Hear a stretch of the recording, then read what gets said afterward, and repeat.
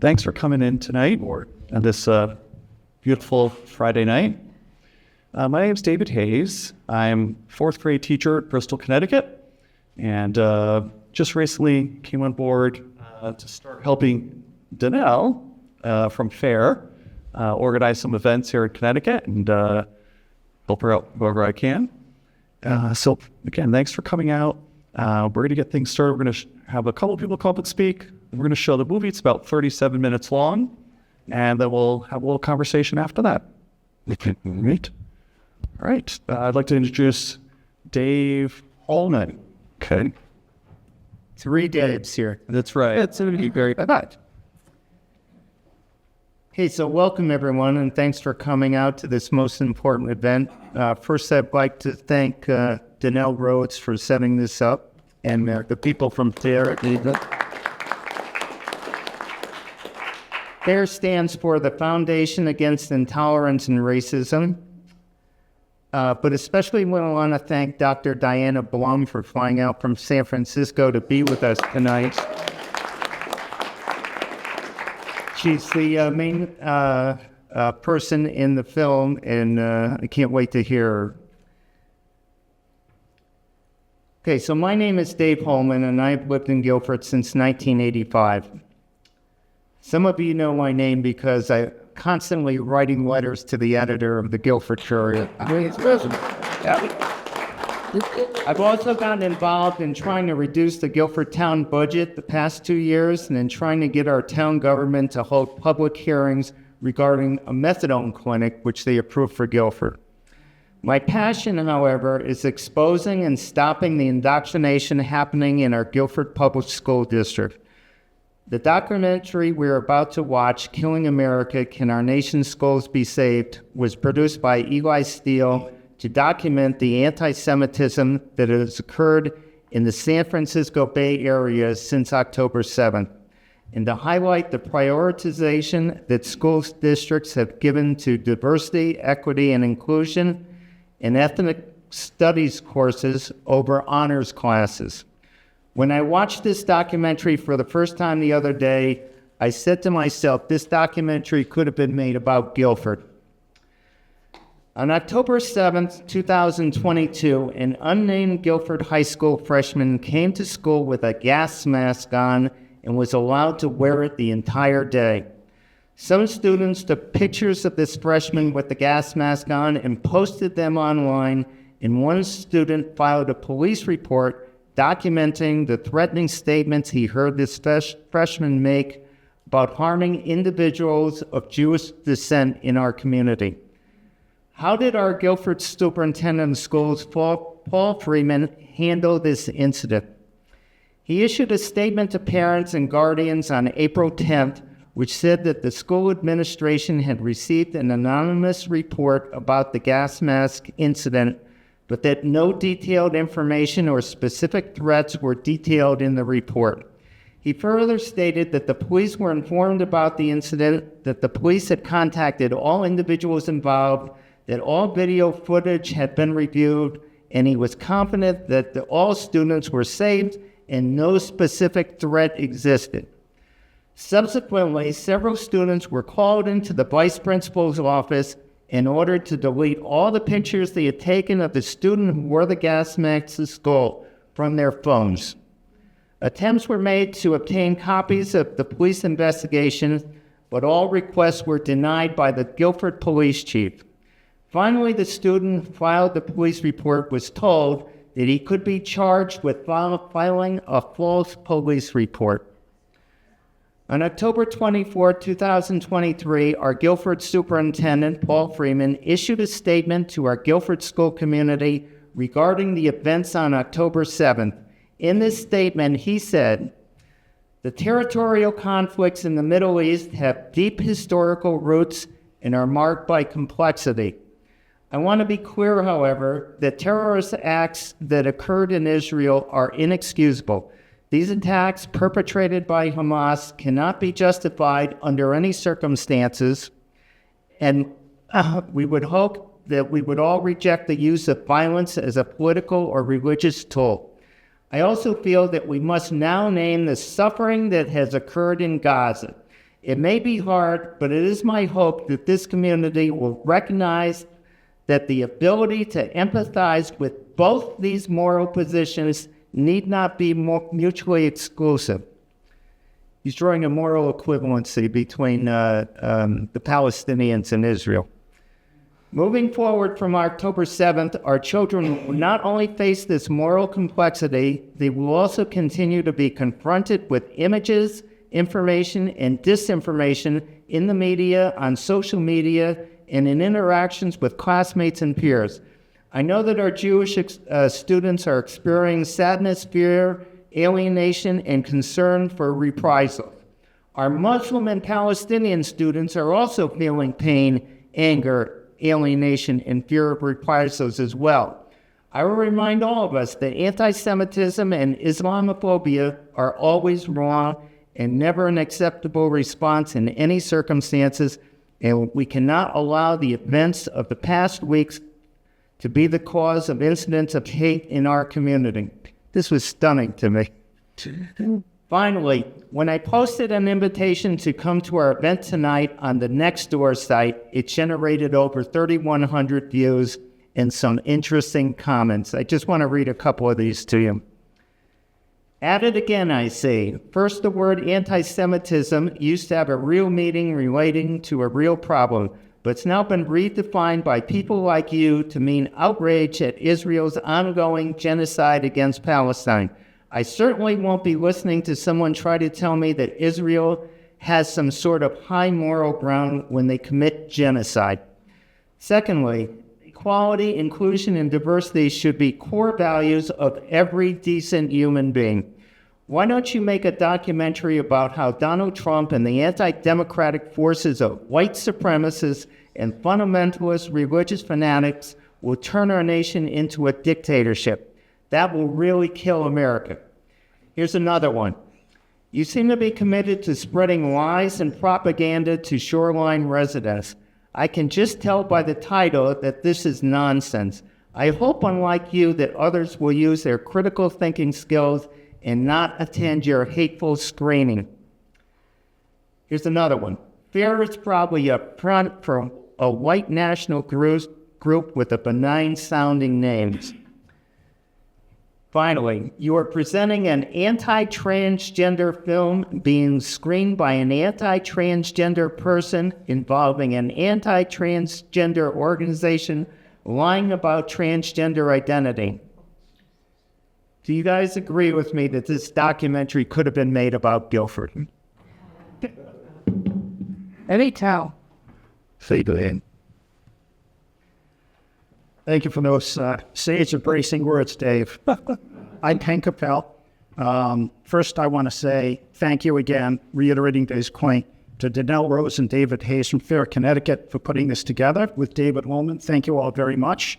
We all want to thank Diane Blum, another shout out for coming all the way from San Francisco to lend her personal and riveting experiences shown in this film. Blessings to you and thanks for making the trip. And to our filmmaker in absentia, Eli Steele, for producing this important and powerful documentary. So I was asked to speak here because I sort of crossed the fields of, I've been involved in some school board battles, as many of you have, and I also write and speak on issues of terrorism and Middle East issues.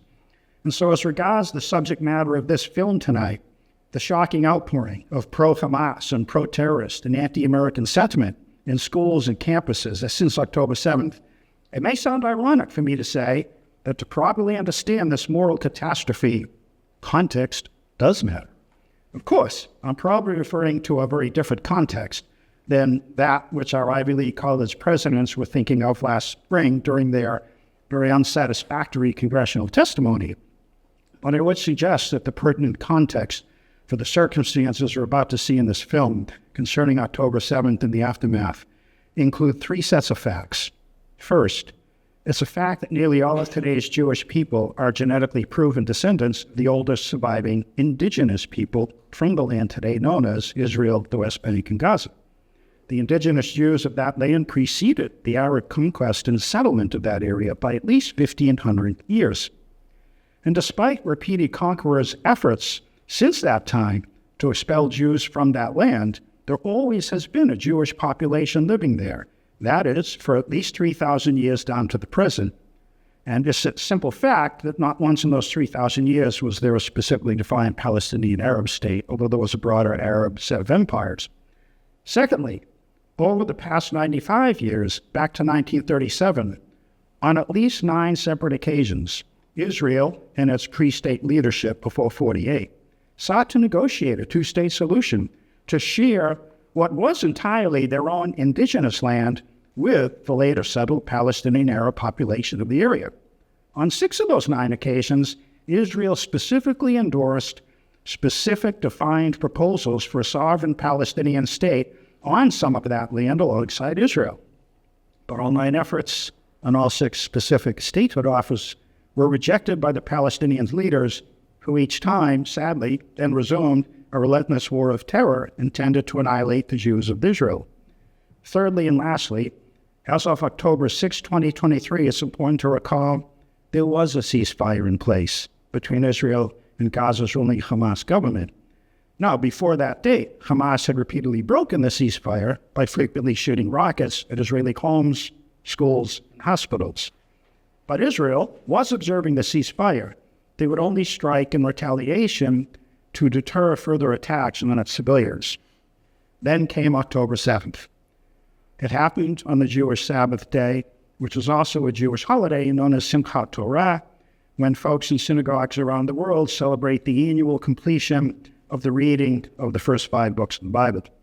That day, that holiday, over 3,000 Hamas terrorists stormed the border wall with southern Israel. As you know, they massacred 1,200 men, women, and children. They raped and brutally tortured and dismembered while alive hundreds of women. They took 251 hostages into the dungeons of the Hamas tunnel network. And it's important to note that these horrors were in strict conformity with Hamas's founding charter and its leaders' numerous public statements, all of which do declare that Hamas seeks the genocidal killing of every last Jew on the planet. They seek to annihilate both Israel and the Jewish people from the face of the earth. And then, as this film chillingly documents from San Francisco, teachers and students in cities across the Western world erupted in protests for Hamas, against Israel, and against America. It is to that egregious moral catastrophe to which we now turn with the screening of this important film.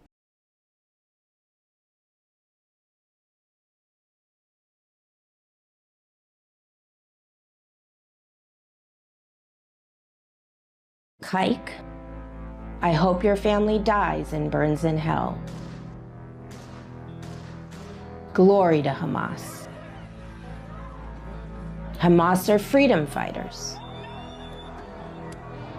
I hope Tel Aviv gets bombed. What's your number? Show me your arm. Will anti-Semitism be covered in ethnic studies? No. How do you fit 6 million Jews in a Volkswagen? In an ashtray. What is the difference between pizza and Jews? The pizza doesn't scream if you put it in the oven. All of these were said by students and teachers at schools around the Bay Area. How did it make you feel? Sad, bit hopeless to see history repeating itself yet again. But also motivated to speak up and do something about it.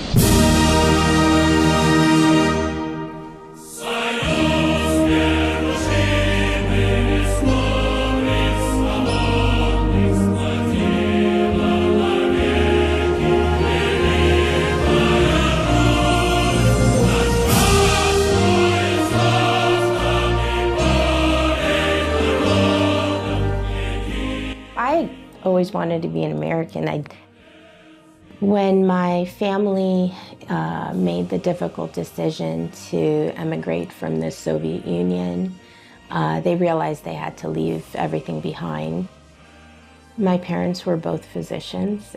My mom, she just finished saving a child's life, and on her way home, as she's walking, someone spat in her and called her a dirty Jew. She said, I do not want my daughter to grow up having this as her norm.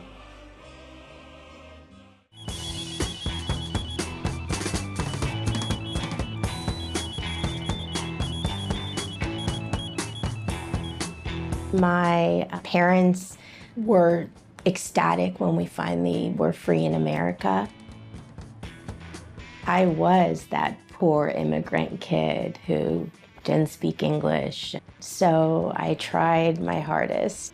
I watched a lot of TV, which I loved to learn about the different cultures. But I never felt anti-Semitism growing up.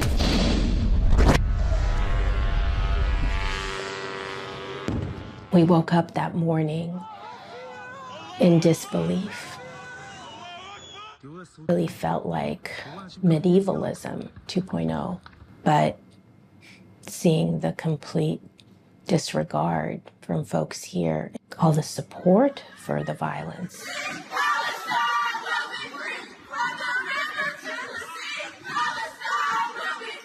To see what is happening in my kids' schools, the fact that my parents sacrificed everything to come here so I wouldn't have to suffer, and now my kids, I'm watching them suffer. Every place has a story. The Bay Area's story is one of nonconformity. The American dream. Go west, young man. I'm Steve Jobs from Apple Computer. We're very glad to be here tonight. A place where everybody belongs. We celebrate our diversity. How then did anti-Semitism explode in such a place?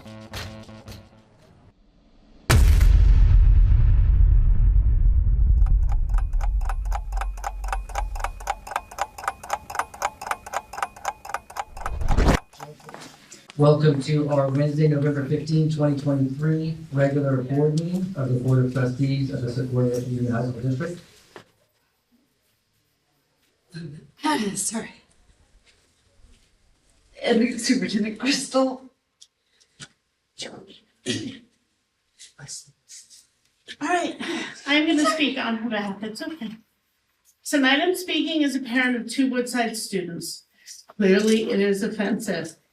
At a quick glance, it is a swastika. Had that graffiti been offensive to any other minority group, there would have been a stronger reaction from the district and administrators. Our district too often has turned a blind eye to anti-Semitism. This week is United Against Hate Week, and I believe that I speak for the whole board when I say our commitment to stand united against hate in any form against any person for any reason. It's worrisome to see the trend of more hate rather than less hate. When I open things like Instagram and I see kind of my peers and students that I see every day walking across the halls, I see them posting things online that is definitely hate speech and definitely anti-Semitic. They spent the board meeting talking about microaggressions when we have explicit anti-Semitism. So how do you do DEI training, these professional developments that we're spending hundreds of thousands of dollars on, and not get the basics covered? And our Jewish students are being gaslighted. Why couldn't people, after more than half a century of diversity efforts, easily condemn anti-Semitism? Anti-Semitism has been viewed as the longest hate because it's been around for thousands of years. Anti-Semitism has longevity because it is a conspiracy theory. Anti-Semitism always rises when people resort to scapegoating. The Crusades,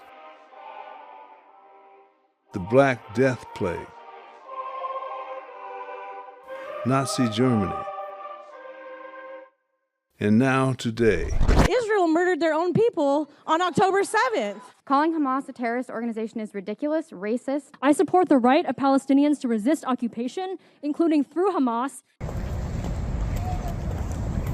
There's always been cause in the eyes of the anti-Semite to scapegoat Jews over their roles in society.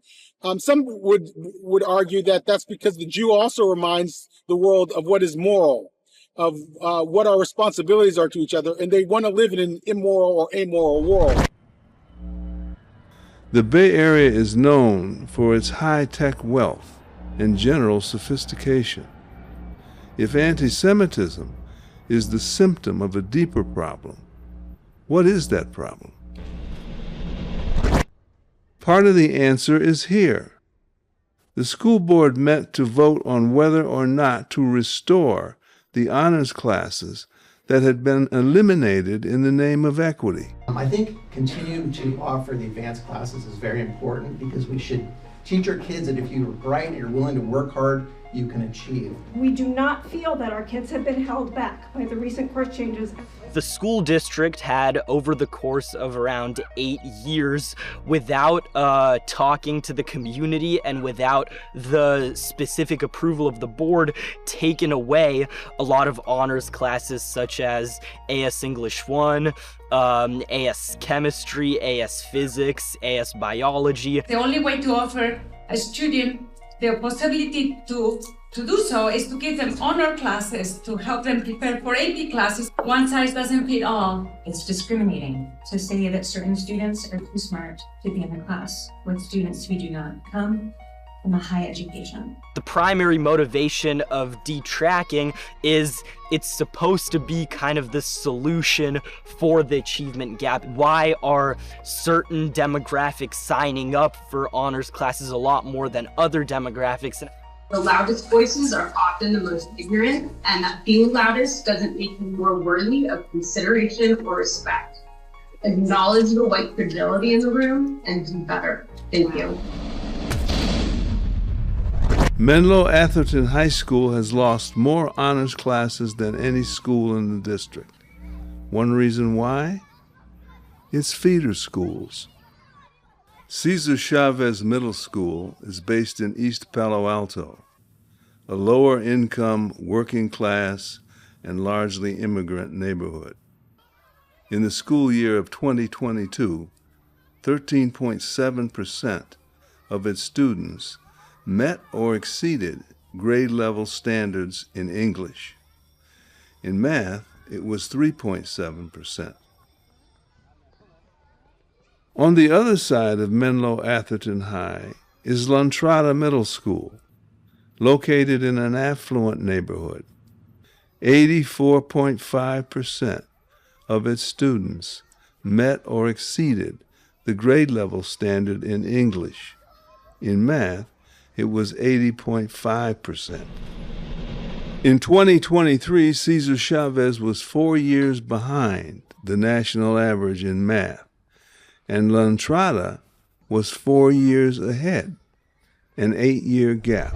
My community really believes in pushing forward the movement of equity.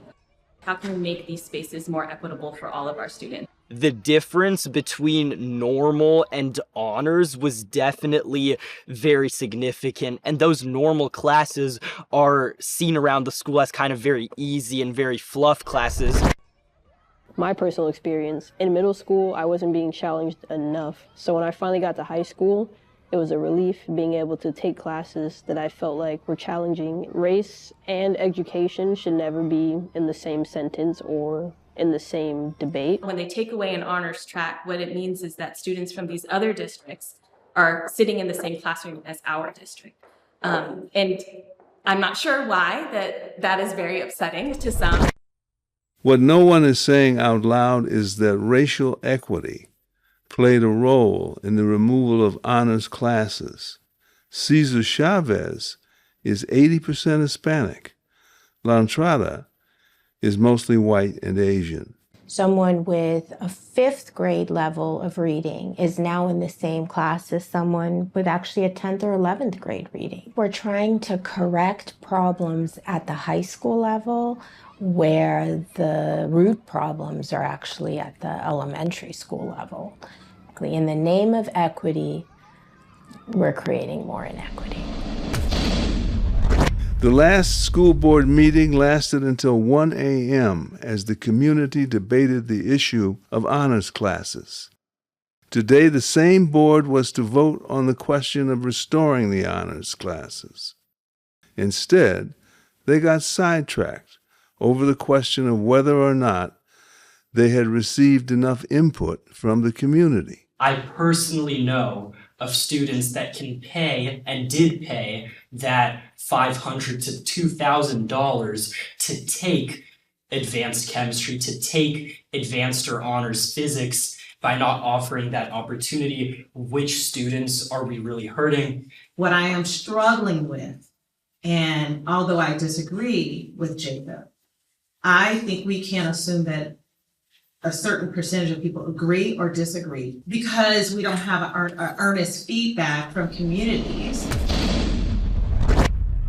Many high schools across America placed racial equity before merit. Even the crown jewel of San Francisco, Lowell High School. When I was first placed in just regular classes, and I did not feel too challenged, and even though my English wasn't very good, my parents went and insisted that I get placed in, at the time, honors was called a GATE program, and the principal laughed. Lowell, as hard as it was, and it was hard, it opened up the doors for college, and now obviously I'm a physician. So I do think that I'm the epitome of the American dream. I don't think that's what kids are being taught today. They're not being taught about the American dream. In fact, they're being taught that that's a lie. The San Francisco Unified School Board felt there was not equitable representation among the races at Lowell High. There were too many Asians. Kevin-focused president thinks there are too many Asians in SFUSD. If you're in 6th grade and you're reading at 2nd grade level, what are you doing in class? Sleeping. Democratic Socialists of America who want to abolish merit in San Francisco, are we going to let that happen? No! Right after George Floyd, it seemed that there was an injustice that had occurred with what had happened to George Floyd, but then that injustice, just like napalm, triggered injustices throughout all of our school boards across the nation. All these merit-based high schools were suddenly under attack by the progressive members of the Board of Education who had decided that grades and test scores were racist. In order to fix a problem, you have to figure out what the problem is. Our African American students, only 10% can pass the 8th grade admissions or the standardized test, and you're worried about Lowell. Your policies are racist. You are disgusting, all of you. The school board literally had spent 10 years removing algebra from the 8th grade, trying to dismantle STEM programs, dismantle the ability of students to take AP classes. What ended up happening under lottery admission was that at the end of the first semester, we had at least 200 students with at least one D or one F, and they were struggling. The San Francisco School Board weaponized everybody's skin color, and you were either an oppressor or the oppressed. That is a slippery slope, because when an Asian person is attacked on the street, when they are killed, who cares? Because there's too many Asians. The progressive dogma, the ideology of promoting diversity is really creating a system of division and hatred. We see the anti-Semitic movement growing in the United States.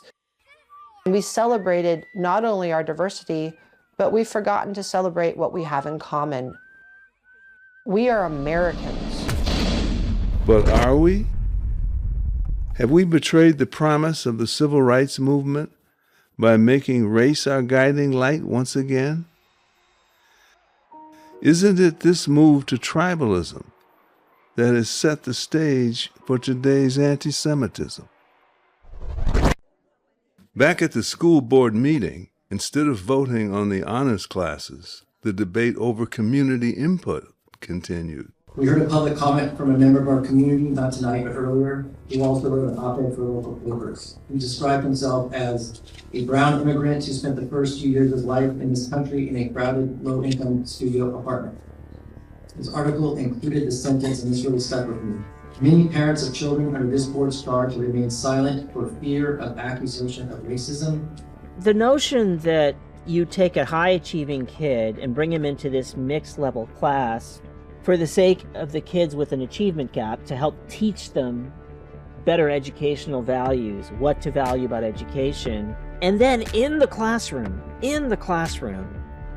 emphasize white, I'm gonna use the language, white notions of success.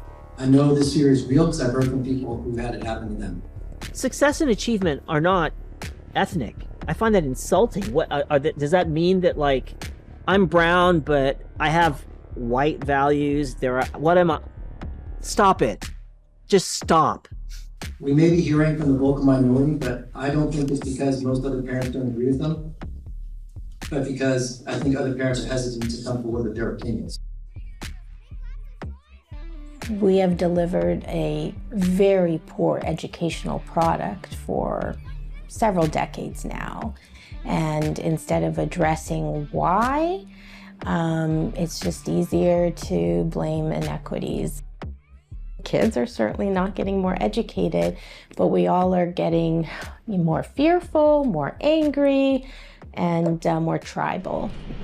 I started noticing the equity thing come up when this very first thing was when they said, no, the kids of color, we're going to reduce the amount of kids of color who are going to get suspended because of the years of racism sometime around the Obama administration is when I started noticing the change. Started noticing the kind of administrators that were getting hired. And then slowly, they started bringing out the kids with special needs, special education. Little by little, what they would do is they were starting to mainstream them, and then pretty soon they just said complete 100% mainstream in the name of social justice. And I thought it was injustice to some of these kids because they could not handle it. So my daughter sends me what she did at school today, and she played a celebrity guessing game. I asked her what the point of the activity was, and she honestly has no idea, other than she was shown pictures of celebrities and she had to guess what the race was. I want to get rid of honors classes.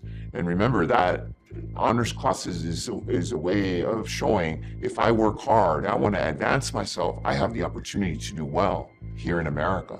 Well, they're trying to take that all away. You know, I thought this room was supposed to be air-conditioned, man. The grading scale they're trying to push onto teachers. They're calling it standard-based grading.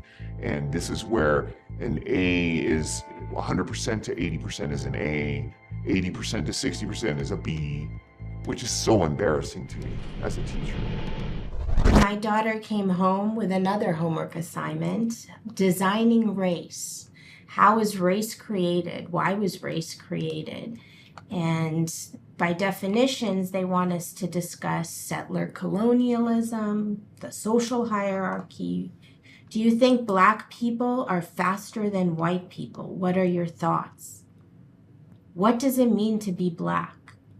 Some teachers do not allow their kids to express in the classroom their own opinions. The author is saying this, you describe why you disagree or why you agree. The kids are being not allowed to do that because your thinking doesn't go along with the mass, the general rule or the community way of thinking. They talk about community in the classroom, that teachers need to build a community inside of the classroom. My daughter's a senior in high school. She took AP European History and AP US History. She did not have one lesson on the Holocaust. They want everything to be along the same lines of thinking, it seems, or the same ways of feeling about certain things. The government is going to take care of you. You don't need to worry about honors, being in the honors track. You know, you just belong in here with all the rest of society right here. And everybody's going to feel well. Everybody's going to have money. Everybody's going to be treated the same. Everybody now all of a sudden gets a trophy. Everybody here deserves a passing grade. And if that doesn't sound Marxist, I don't know what else. You know, you need to look and study the history, because that's what's happening here, under our noses, here in America. At the school board meeting, the fear grows that the issue of honors classes will not be voted on. At this moment, in both my and a lot of other seniors across the district time of applying to college and seeking letters of recommendation, some students they don't feel safe speaking out on such an issue. Students are scared that this may result in the issue just being kind of like put in the parking lot and not revisited again. I think if we actually put it on the calendar versus put it in a parking lot, that would be different, because then there is not an infinite, we will talk about it.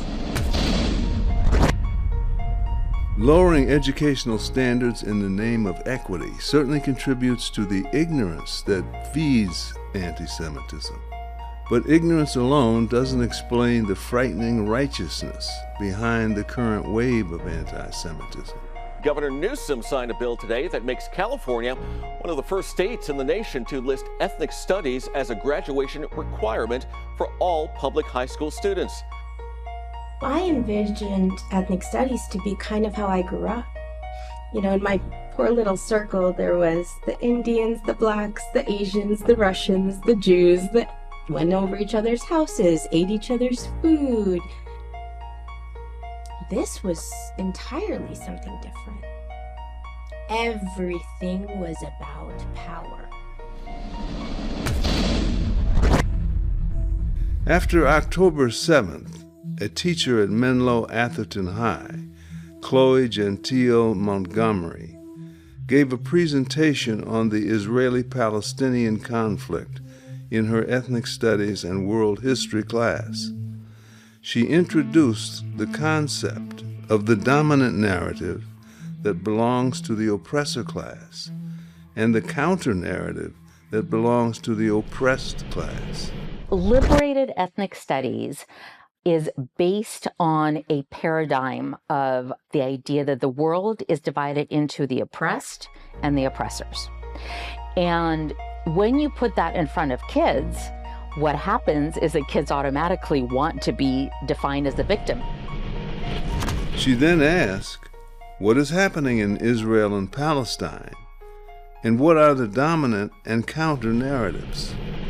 What happens is when you get this version, this brand of ethnic studies into classrooms, it becomes morphed into something entirely different and almost the opposite of what people intend. Violent and radical figures are elevated and lionized as the heroes, and downplayed or even omitted are the role models that we would expect. So you don't learn about Martin Luther King Jr., you don't learn about Thurgood Marshall, you don't learn about Rosa Parks. The teacher then sets the table with notes that exclude mention of Hamas as a terrorist group, and that makes the false claim that Hamas mainly attacks soldiers and also some civilians, when civilians were in fact the main target. The objective is to overthrow a system. It's very different from let's all work together to fix aspects of our system. Beginning in the late 1960s, the ideology began to set into California universities. I think it was first San Francisco State University, if I'm not mistaken.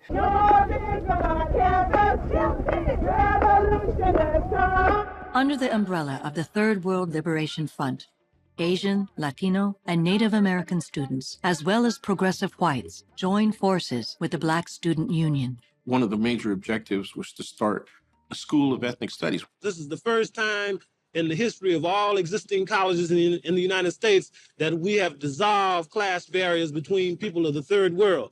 in the name of equity to remove honors classes, it is all directly related to this liberated ethnic studies notion of victimhood. What happens is if we lower the standards, then good news, the student can succeed. But it also impacts the students that could be doing better, because it's telling them the better you do, the more oppressive you are. Ethnic studies in California jumped the lab into the largest societies, devising curricula for K through 12 public schools so they can take their ideas about settler colonialism and about critical consciousness, and they can indoctrinate a generation of activists. Every year, if you teach a kid enough times that they are a victim of the system, or they are an oppressor and need to change their ways to be closer to the victim, eventually it sinks in. Miss Gentile Montgomery then establishes Israel as the oppressor, the dominant narrative, showing a false map of Palestine in all green, and then Israel stealing the land over the years. She then falsely quotes the UN as saying that the creation of Israel is illegal. It emphasizes that it's important to discuss the current apartheid in Israel. Generation, they will take all of your places and ensure Israel falls. That it's important to discuss the genocide and the ethnic cleansing that goes on in Israel. If you get high, we charge you with genocide. That it's important to make clear the connections, this is a quote, between the struggle for Palestinian rights and the struggles of indigenous Black and brown communities, by incorporating it into discussions of criminalizations of youth, deep dive into Native American history in your area, and connecting it to settler colonialism in Palestine. Instead of seeing Israel as a prime example of liberation in our time, of an indigenous people returning to a land, instead, Israel becomes the boogeyman. What is the cost of teaching ideological lies in the classroom?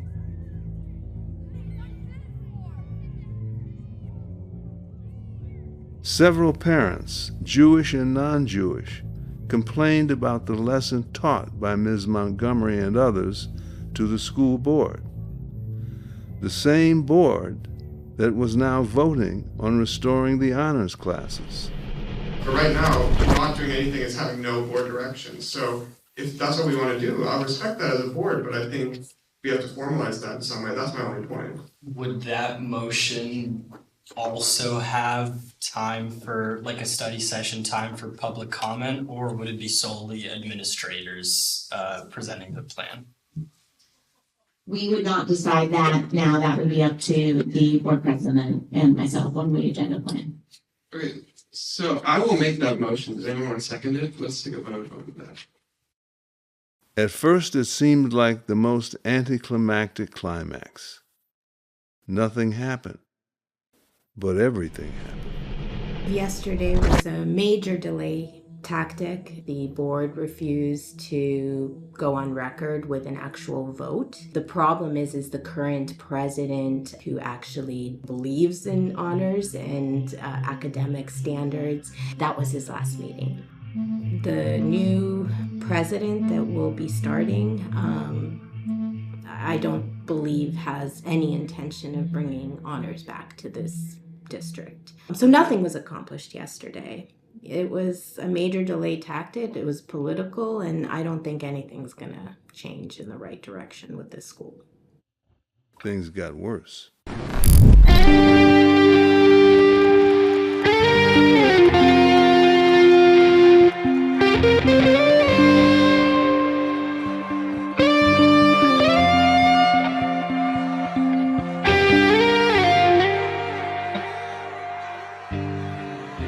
Additional context and nuance to the slides during class, nuance that is missed when slides are sent anonymously without the context of what actually went on in my classroom when the lesson was given. Among many falsehoods included in the lesson, it taught that Israel, the country that I and my children are citizens of, is illegal and heavily implied it should not exist. The meeting collapsed into tribalism. A student held up a sign that read, "Let's not forget that the IDF lied about the beheading of 40 babies," provoking a father whose family in Israel was severely impacted by October 7th. We are not doing this. This is our, sir, this is our, no. This is the turmoil that we have been searching for all along. And our students can have signs up for, against, or whoever. We've had meetings like, sir, The turmoil that grows in the Trojan horse of DEI that permits anti-Semitism.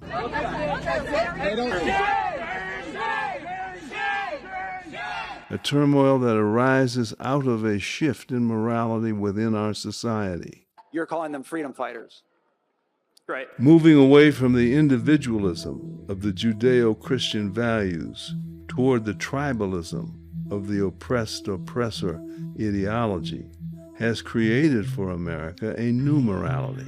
I believe Israel has no right to exist. I believe the United States has no right to exist. A morality that values people of color over character. I believe every settler colony who has committed genocide against native peoples, against indigenous people, has no right to exist. A morality that demonizes whites as the oppressors, including Jews, as well as the white adjacent Asians. Do you understand that dehumanization is part of anti-Semitism? A morality that justifies anti-Semitism. Again, it depends on the context. A morality that offers protections to the Ms. Montgomerys of America and makes this teacher fear for his job. Stand and Deliver was a very important movie for me because I was going into teaching. I wanted to be like him. You know, at the end, when you see the character Angel, they're listing the names of the kids who passed the AP exam. Fuentes, Rafaela, 4. Javier Perales. And you see this kid who probably had no hope for any kind of future growing up in a gang environment, in a barrio, Hispanic neighborhood, and getting a 5. Love America, cherish America, understand what America stands for. And America stands for the opportunity that you are given here in this country to make it great. But you have to put in the work. Nobody's going to give it to you. If anti-Semitism is the symptom of a deeper problem, then it is that too many of us Americans have forgotten how to live in freedom. The American dream is about our personal agency and that we can overcome hardships and that, you know, as bad as things are, you find the silver lining and you bring yourself up. That's why Jews are hated so much, is because we refuse to be victims. Even with my daughter going down the hall and someone screaming kike. No. If we lose the opportunity that the United States provide, we have nothing. We're back in medieval times where the kings stay kings and the peasants stay peasants. Being able to succeed despite not having anything when you're born. You know, making something of yourself from nothing. That's what we want to instill in our kids. The grit, the resilience that makes up America. That's why my family wanted to come here and leave everything behind for this freedom that is quickly being taken away from us. Too many of us have forgotten how to be Americans.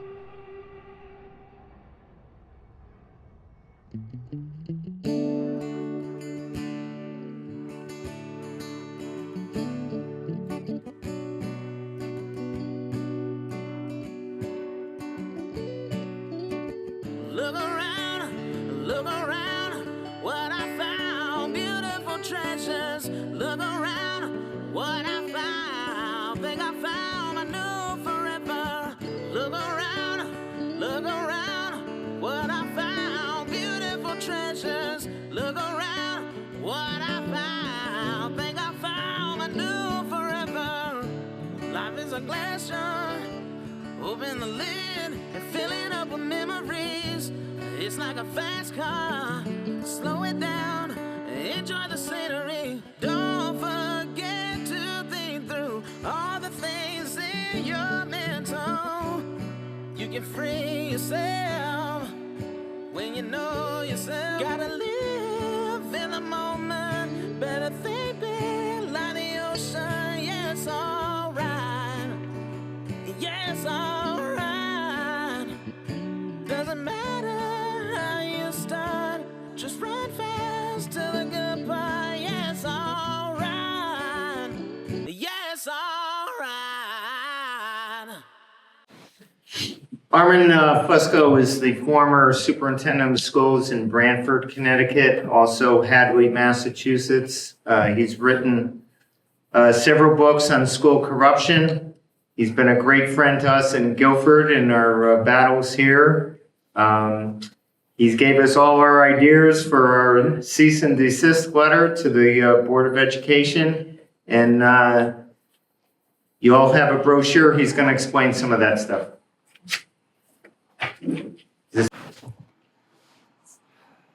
I deal in facts. I don't deal with concepts or claims.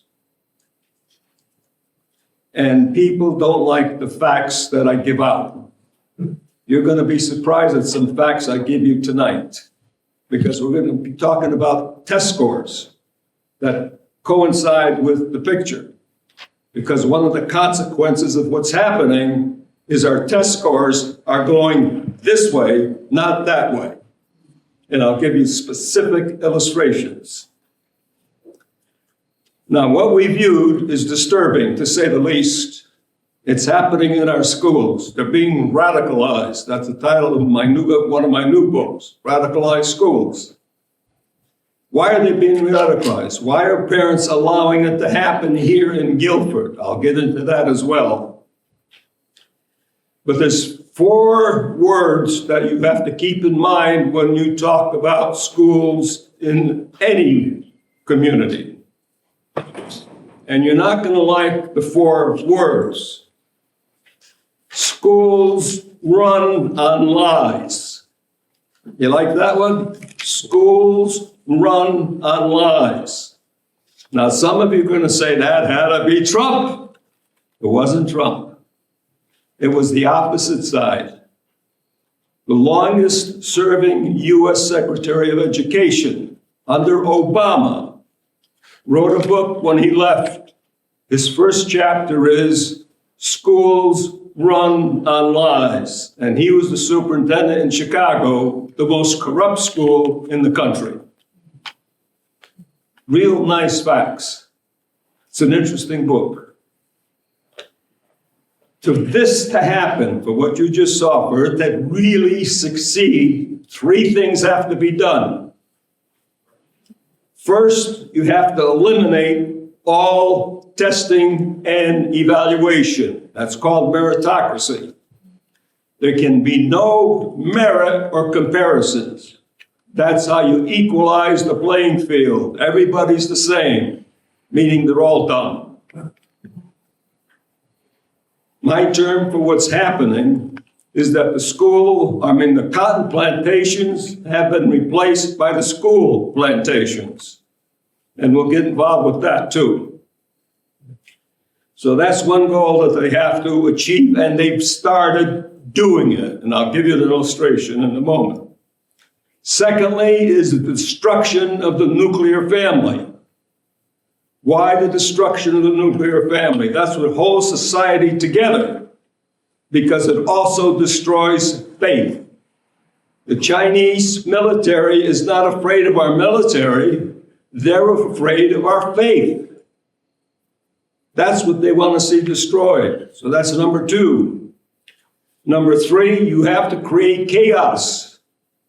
What's been happening on college campuses? Chaos.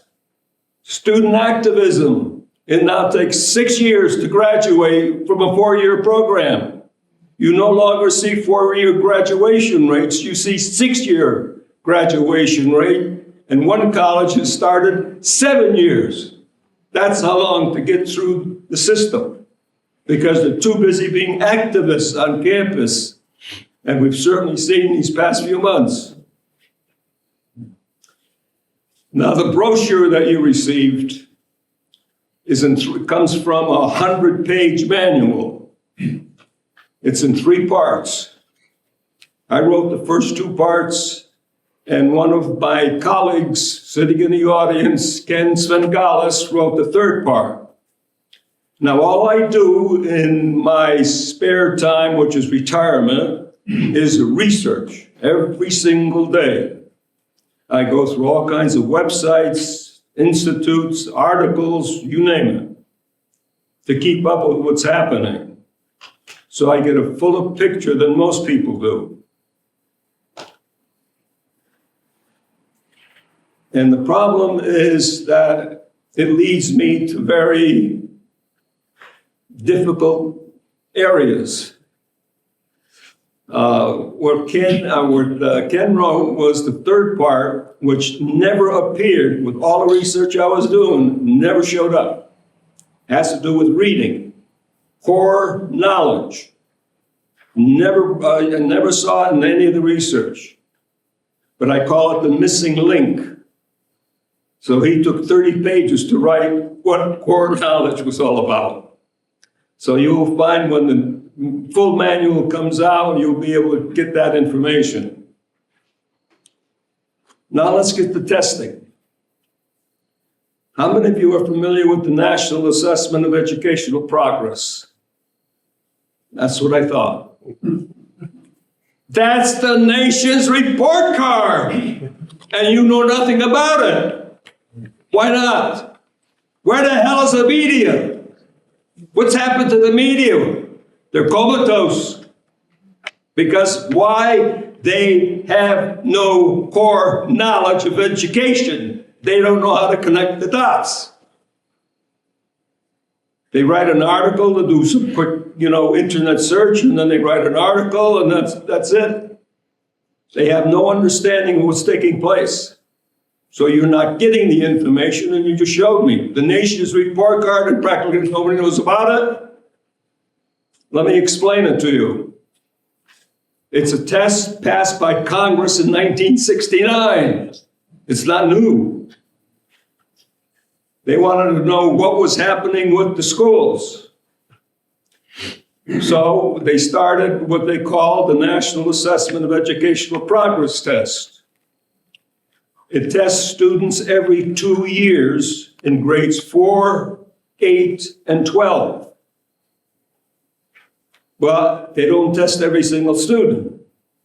They only test a sampling of the students, much as your electoral forecast that you see in the daily newspapers until the election. They do 1,000 phone calls and they predict how millions are going to vote. They do the same kind of thing with their testing. It's like polling, but except they do 100,000 students per grade. So that's a pretty good chunk out of 50 million students. So what have they found with this test? Now, what the test does not do for parents is to let them know grade level scores. What they give is scores between 0 and 500 that is totally meaningless to any parent. Parents are only concerned with report card grades. And you cannot depend on report card grades. Grade inflation, and I'll give you some examples of how that's done very easily. Now let's get to the crux of the matter with actual statistics, real live statistics. You are not going to believe these numbers. I find it hard to believe the numbers. The last test that was done was in 2022. What were the results? Now, the only way they report the results is how many students are above proficiency in reading and math. Now you're going to start asking me, what's proficiency? It's basically grade level. Are you at grade level? Except grade level is not that simple because you got grade level A, B, C, D. So it depends what level you're at. But they only give you one score in terms of reporting it out. And parents have no idea what the hell a score means. So that's why you're not familiar with the test, because they never see the test. And it's a nation's report card. What they found was 24% were above proficiency. And if you know arithmetic, you subtract 24 from 100 and you get 76% below proficiency. After 12 years of schooling, after that much time, you get students still not at a grade level in reading and mathematics. Reading is slightly better at 67% below proficiency. Now you add up 12 years of per pupil cost, you're talking almost $250,000. That's not enough money to teach you reading and writing. What's happening in our schools? Well, they're not sure how best to teach reading after all these years. There's a reading war. They can't decide. But finally they got together and decided. And they came up with what they call the science of reading. And that's phonetically based, which was originally the way they used to teach reading. So they found a system that makes supposed sense to teach reading. So it's not that they don't know how, they don't do it. That's the difference. And I'm going to give you a very dramatic example, but I'm going to wait till the end. Now, how do you translate this information to numbers? Nobody has translated it to numbers. There are 50 million students. 75% of 50 million is 35 million are projected to be below proficiency in mathematics. 35 million. 300 million below in reading. Those are national numbers.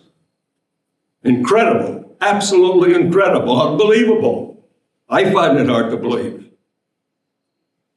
But let's bring it down where it's easier to understand maybe the numbers. We'll come to Connecticut. Connecticut is supposed to be a leader in education. They're number one in quality. Wow. Number one in quality. They don't know quality if they got hit with it. And they're number one. They come about 8 in terms of comparison with other states. It depends on who does the ranking. So they're always near the top. So how did they come out? Interestingly, almost exactly like the national scores, percentage-wise. In Connecticut, you got 500,000 students. 75% are below proficiency in Connecticut, one of the leaders in education. That's 350,000 students in Connecticut. 300,000 in reading. Unbelievable. We've got per pupil costs up into the $20,000s of dollars. And right here in Guilford, I think it's $23,000. Oh, well, let's get to Guilford and find out what's happening in Guilford. Another leader. In fact, just this week, they're part of 50 promising high schools in the country. Imagine that. And they got, out of 3,000 students, 1,000 are below proficiency in mathematics and 700 below in reading. This is Guilford, a leader. So what they're really comparing, the way I see it, is you're comparing the worst of the best, or the best of the worst. Because apparently we don't have any bests anymore. All because of what you're seeing up there is taking place in our schools, being radicalized. Now, Guilford is being radicalized. No ifs, no buts about it. And let me give you some facts about why and how it's happening. First of all, when the racial issue started to come forth, the state took action. They appointed, you're going to love this, 9 committees to study the issue and come up with a recommendation. There was no rush to judgment. They were taking their time. Everybody knew it was happening in education. That's why most school superintendents did nothing. They were waiting. But not Dr. Freeman, because he was a superintendent of the year, and he is smarter than 9 subcommittees in the state of Connecticut. So he forged ahead with his own agenda, not knowing what the state was going to do. Pretty stupid for any superintendent to do, and I'll tell that to his face. How do you know what to do until the state tells you what to do? Now, his agenda is K-12, right down to kindergarten. One board member said, we can't wait to get his agenda down to the kindergarten. That is not appropriate for little kids. It's just not appropriate age-wise. And even the state recognized it. You know what they came up with? A simple, rational solution. And this is a Democratic state who are for the agenda that you saw up here. They said all that was required effective this school year is for the schools to offer 1 class in history for Black and Latino studies in high school. With a big caveat, it was not required. It was an elective. So parents had a choice. Very logical thing to do. But not here in Guilford. We got to go K-12. Why? It's not, again, age appropriate for little kids. Some of the language that is used in these transgender cases is just disgusting. And they're using it with young children. So you've got a number of problems with the agenda.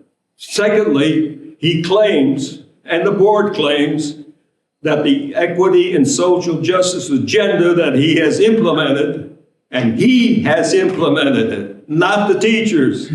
He has done it solely, which is not his job to do, because the state law says the school board is supposed to have a district curriculum committee to handle all curriculum issues. It's never been established here in Guilford. Why? If he had that, then he'd have to process that ESGA through that committee, and he didn't want to do that. So he establishes an ad hoc temporary committee. That's not the same thing. This is a permanent committee that's never been established. So what he's doing is illegal. This has been brought to the attention of the Attorney General and the Commissioner of Education, and so far, no response, nothing. We're giving them specific laws that have been violated, and it means nothing. Why? It's all politics. So this is a very serious issue because parents have no choices. The U.S. Supreme Court in 1968 decided that you cannot teach one ideology.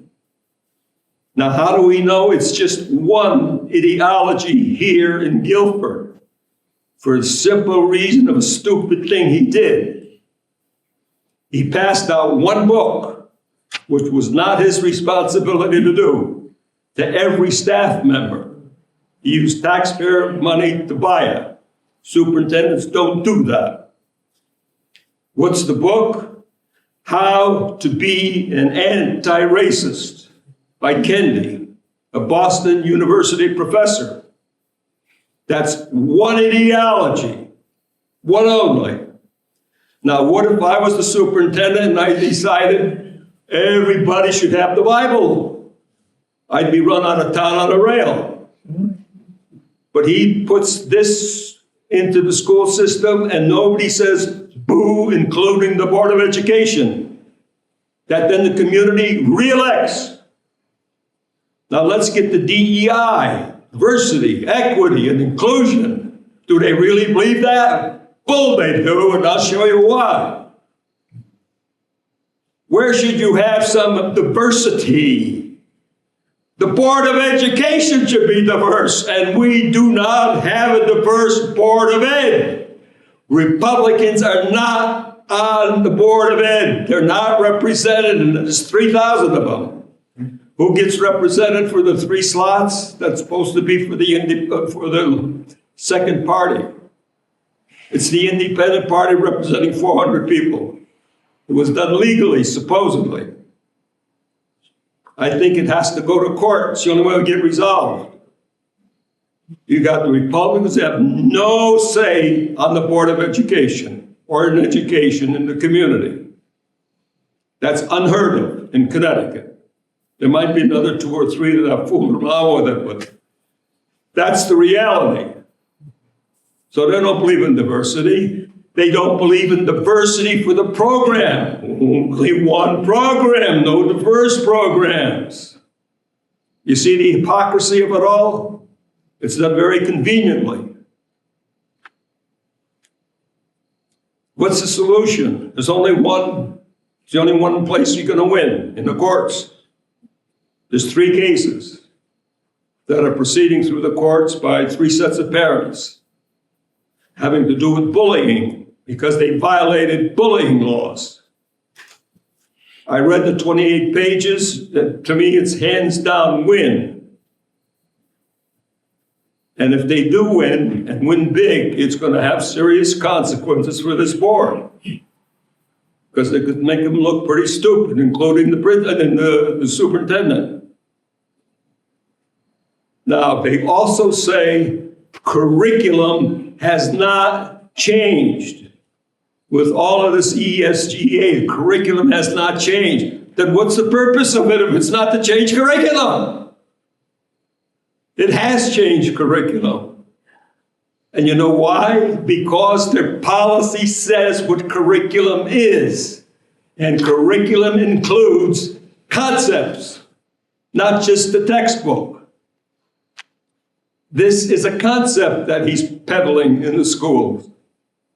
It's not a fact. In fact, critical race theory is a theory. It's not a fact. It's right there in the title. Critical race theory. It's not a fact. It's an ideology.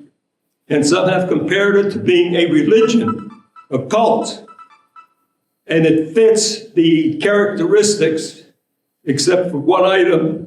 If you look at the cult characteristics, fits it perfectly. That's what's being peddled in Guilford, and the parents aren't objecting. At least enough of them are not. Where are they? Are they comatose? So this is part of the problem that we face with something like this. How do you put it to bed? The only way is to go to the courts, and you need lawyers to do that. Until that happens, we're not going to win. This just came off the wire. And I'll give you an example.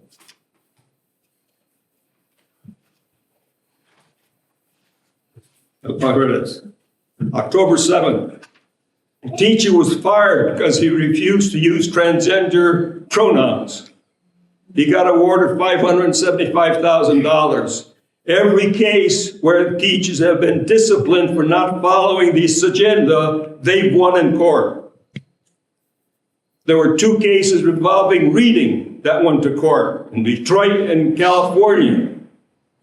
both were resolved in favor of the students to the tune of $50 million and $100 million. Because they said, the judges said, you have a right to read constitutionally. We could win in the courts, but it's the only way we're going to win, because we are not united to fight the battle. Until we get united with all these parent groups, we're going to lose. That's my prediction. Thank you.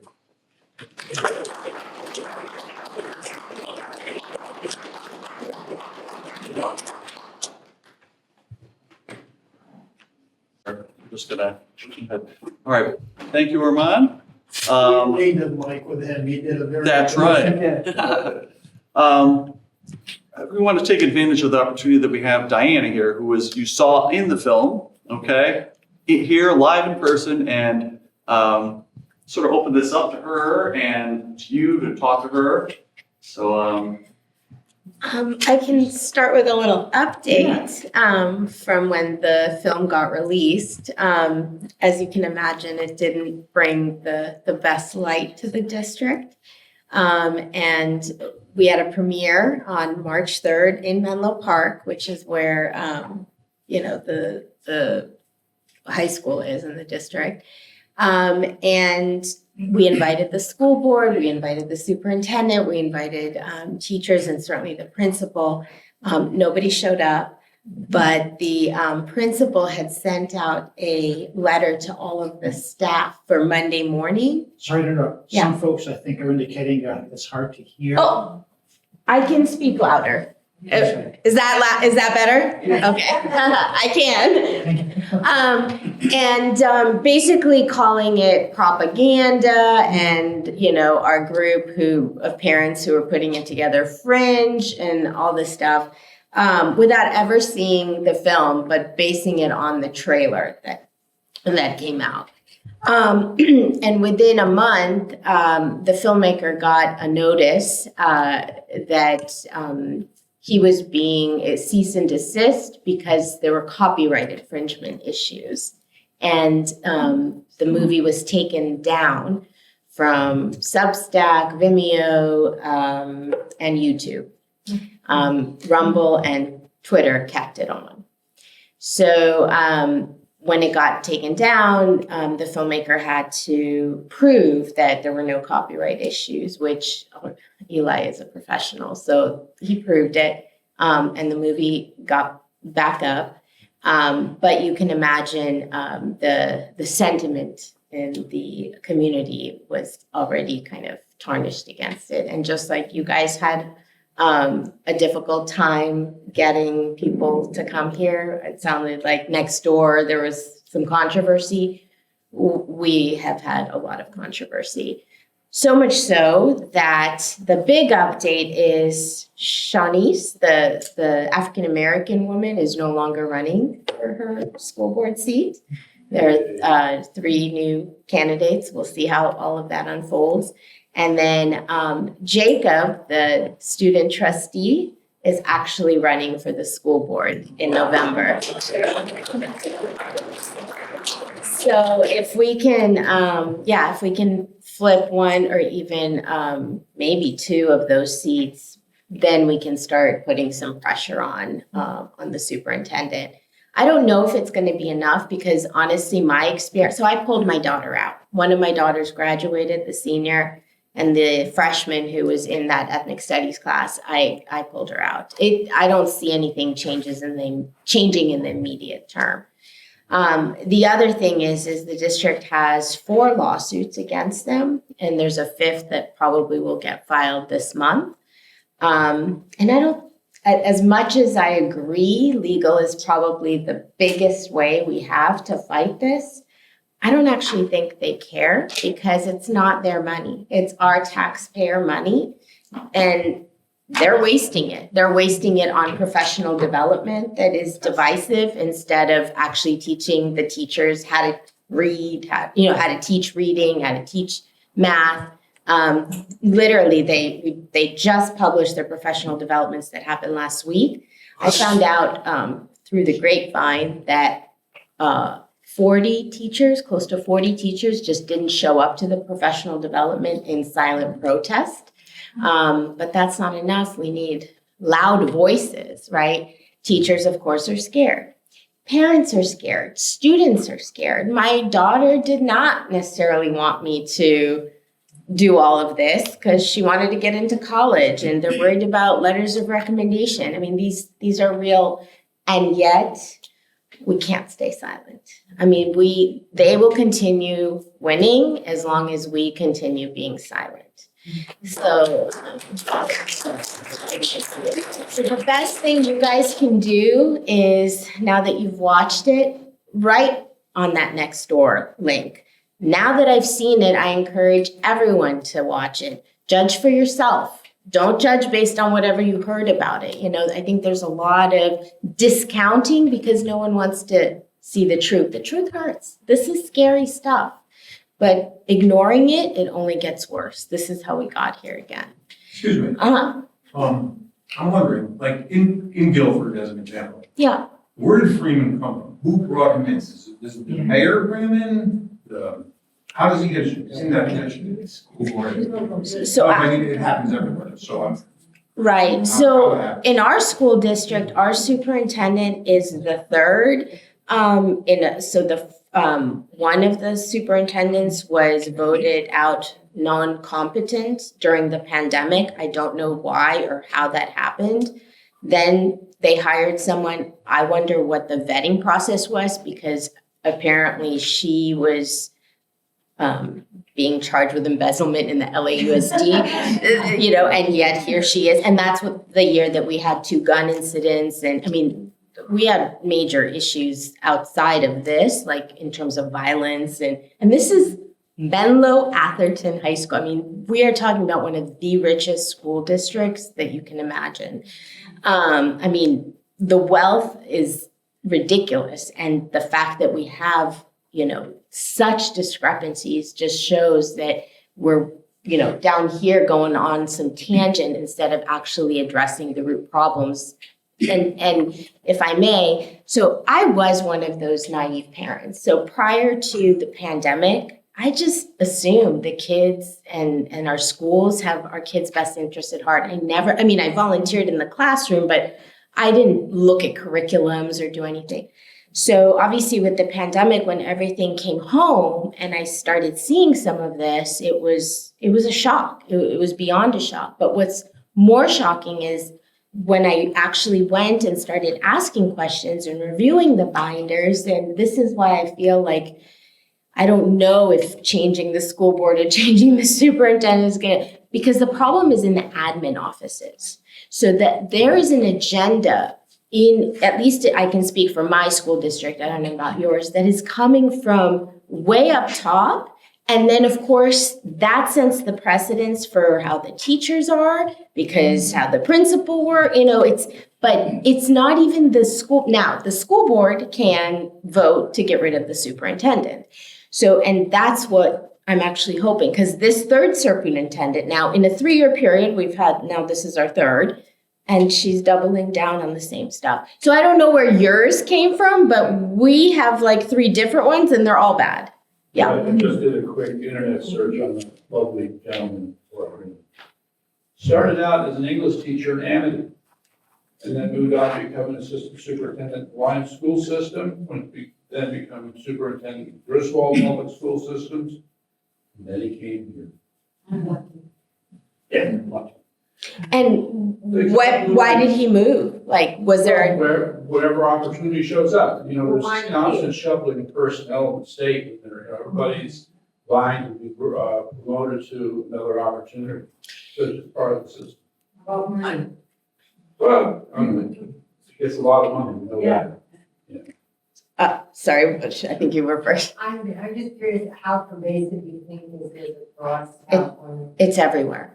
It's in all 58 counties. So we just had a screening last weekend with a group that started in California that basically is working on and actually now has in all 58 counties an opt-out form. That's something for you guys to look into, where parents can actually legally opt out of school lessons. Now, our specific lessons, though, Our problem is our governor mandated ethnic studies as a graduation requirement. And so what I'm personally advocating for with parents is to repeal AB 101 was the law that actually mandated all of this. Now kids cannot graduate public high school without having to take one of these classes. And the problem is, like, as they got rid of a lot of the honors English classes, for example, my daughter, it was changed into something called multicultural boys. Well, it's the same oppressor oppressed. Like, they're basically meeting the ethnic studies requirement in multiple different classes, not just ethnic studies itself. And in the school district just north of us, so we're Sequoia Union, right north of us is San Mateo Union. They just adopted, as an entire district, CRT pedagogy throughout the entire school. So math, science, history, English, all classes. This is in there. So they're even worse than we are in terms of, this. The challenge to us is that we have to develop, we've been too reactive. We've thrown these things like, oh my God, like, no, we have our comments. Stop, guys. We need to get together, form a little think tank, and we have to come up with our own narrative, if I may, to counter the oppressor-oppressed model. So what does that look like? Is it the opportunity model, which we've kind of heard about? No, but there's got to be a philosophy that guides how education should be done that basically buries that stuff. So we had a screening on Capitol Hill. Parents Defending Education sponsored it, and it was their big reveal for the Merit Caucus. So Congressman Burgess Owens, and I think it's Williams from New York, so Owens from Utah, Williams from New York, are putting this caucus together, and it's really to address the root problems here, which is, let's get back to merit. Let's, this, because the way I see oppressor oppressed, and the words that I use are less triggering to some people, is why are we teaching our children to first look at immutable characteristics before anything else, things that really we have no control over, and then pass some kind of hierarchical judgment? Because if you think about what they're learning with this intersectionality is you're grouping, other children, because this is happening in the classroom with the privilege walks, and I don't know if any of this you've heard of, but it gets to be quite disturbing, like Nazi Germany kind of disturbing. And so why would we be teaching this? And just ask that question to those folks at this, most of the time, unfortunately, it's on the left. And I say this, I felt like growing up in San Francisco and being a pretty liberal person, I am off the left, but the left is like gone like out there. And I am sitting here like just dumbfounded as to what happened. So asking so instead of, making the forceful statements, sometimes asking, well, how do you explain this? How is this, fast forward 10 years, how is this helping those kids?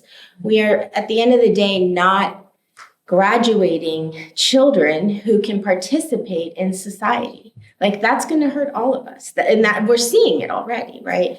So, so the Merit Caucus, I think, is the solution. The problem right now is it is mainly Republicans in it. We would love for this to be bipartisan. Education, just like medicine, should not be a partisan issue. And thank you. And for me, even though in the movie I'm a mom, and I'm still a mom, obviously, in real life, but I actually started a lot of this work as a doctor because I see this in medicine.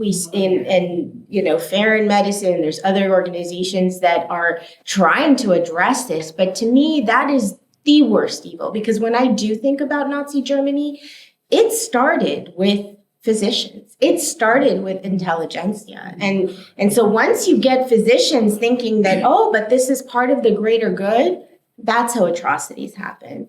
And sadly, Eli and I are kind of starting to work on a part 2 of this. I want to call it Killing Americans, but it's I don't think that's going to fly in terms of the name. But it's what's happening in medicine. It's the fact that Hippocratic Oath medicine is under attack. Informed consent is no longer guaranteed. And I won't go into but this is real and it's getting worse so far. Yeah. Are you aware of across the country, any towns, cities, districts that successfully engage this, push back? And if there are examples, sort of what were the paths that they took? Yeah, it's good. It takes a school board that is like-minded. So yes, there's in Temecula, but then the governor turned around and sued that school board. So so in California, I think we have a major uphill battle because we have a one-party state. I don't know how it is here, but in California, Yes, we are. so it's really hard because even folks that get it are just too afraid. Even within our own Jewish caucus, I'm most frustrated within my own Jewish community. I feel like the biggest uphill battle is convincing our own Jews. And it's not like we haven't been here before either, right? Like, why do we have Hanukkah, right? So I think, but we can't give up. I mean, like there is no, you can't give up. You just have to keep educating. And I feel even if it's one person at a time, if I can connect and change a mind, and it's not going to necessarily happen online. I think this is how it happens. So we have now done about 15, this is maybe after this weekend, 18 screenings. I've definitely gotten feedback that, hey, there was this, like in San Diego, this happened. There was a school board member that was there and suddenly something is happening. So is it going to be overnight? No. But people are talking, and that's how it starts. Yeah. Two thoughts first, before I say them. Thank you again for your remarkable Herculean efforts. This is enormously important for America and for your democracy. So thank you. Two thoughts. One is on the question of where these administrators come from. I think one thought might be good inclusion, if it could be in yours and Eli's next film, is the graduate schools of education. Because most teachers have to get a master's degree from the grad school of education. They have been completely Marxified. One of the three most commonly assigned texts in the grad school of master's degree education is Paulo Freire's Pedagogy of the Progressive. It's completely Marxist thing by this guy Freire. That's all they're teaching in most of these grad schools. They're not teaching how to actually get kids from disadvantaged backgrounds to read. Just tell them they're an oppressor and stop the revolution. It's a wasteland, it's sad. So that's, I think, a big factor we have to address. Number two, I'd be curious for your thoughts, Diane, and first thoughts. Here in Connecticut, a lot of us have been in front of our school boards for 2 years, and of course, they continuously treat us like flies on the sleeve. They just want us to walk away. We don't want to listen to it. So we are, albeit very slowly and on a shoestring, trying to get a stop Lockout statute passed in Connecticut, one which protects the First Amendment. You can discuss Jim Crow, racism, slavery, disparities, and how we can overcome them. That's all fair game. But the ideological indoctrination, which is defined in many of these stop woke statutes across the country, you cannot mandate as fact these crazy radical theories. We're just trying to get it known in the legislature. We have a state senator who's going to sponsor it. It won't pass, but we're starting. What do you think about that? But we already have that as law in California. So we already have in the California Ed Code that you cannot teach Marxism. I mean, this is the problem, is they are violating the law and they're getting away with it because there's absolutely no accountability. So when all of this started before the movie, right, I actually went through the formal process. I filed something called a UCP. It's the Uniform Complaint Form. That is how the district is put on notice that they have violated and they need to be forced to do an investigation. They have 60 days to do an investigation from start to finish and then give me, as the person who files the report. 60 days gone by, nothing.